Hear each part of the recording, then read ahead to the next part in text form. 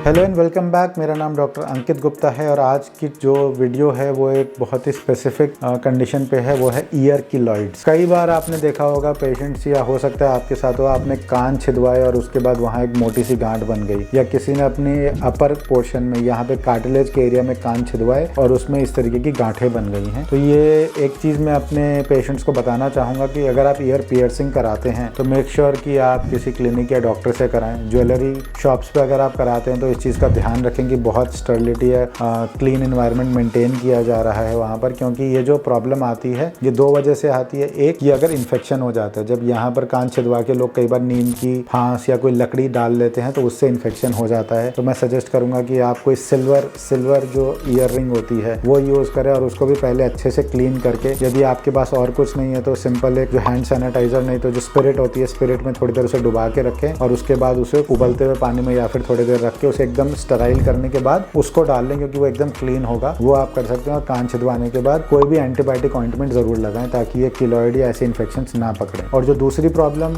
Mostly होती है वो होती है जब आप कार्टिलेज यानी जो हार्ड पोर्शन है उसमें ईयर पियर्सिंग कराते हैं। तो कार्टिलेज में जब भी ईयर पियर्सिंग होती है तो कीलॉइड बनने की टेंडेंसी थोड़ी ज्यादा हो सकती है। तो मैं रिकमेंड करता हूँ कभी भी आप अपनी कार्टिलेजनेस पोर्शन में ईयर पियर्सिंग ना कराएं। अपने नॉर्मल ईयर्स में आप कराना चाहते हैं बिल्कुल कराएं, पर उसको स्टेरिलिटी के साथ कराएं। अब कीलॉइड का जो ट्रीटमेंट है ये मेनली दो तरीके से किया जाता है। एक होता है स्टेरॉइड के इंजेक्शंस लगा के। स्टेरॉइड के इंजेक्शन से उसको छोटा तो किया जा सकता है, पर फिर भी ये जो इतनी सारी स्किन बन गई है ये लटकेगी। तो मैं जो प्रेफर करता हूँ ईयर कीलॉइड्स के लिए स्पेसिफिकली, उसमें मैं इसको सर्जिकली रिमूव करता हूँ। सर्जिकली रिमूव करके मैं इसको कंप्रेशन थेरेपी यानी इसको रेगुलर कंप्रेशन देके रखना प्रेफर करता हूँ। और अगर ये कीलॉइड वापस बन रहा है तो शुरू होते ही आप इसमें जो स्टेरॉइड का इंजेक्शन है वो काफी लो डोज का इमीडिएटली लगवा लें ताकि ये बार बार ना बने। नहीं तो जो कीलॉइड है वो कई बार बन सकता है, बार बार बन सकता है। तो अगर किसी को ईयर कीलॉइड्स हैं या और भी बॉडी में कीलॉइड्स हैं, आप उसके लिए हमें कांटेक्ट कर सकते हैं। हम इसके लिए लेजर ट्रीटमेंट्स करते हैं, CO2 फ्रैक्शनल लेजर्स करते हैं, हम इसके लिए कीनाकॉट इंजेक्शंस करते हैं और अगर जरूरत पड़ती है सर्जरी भी कर सकते हैं।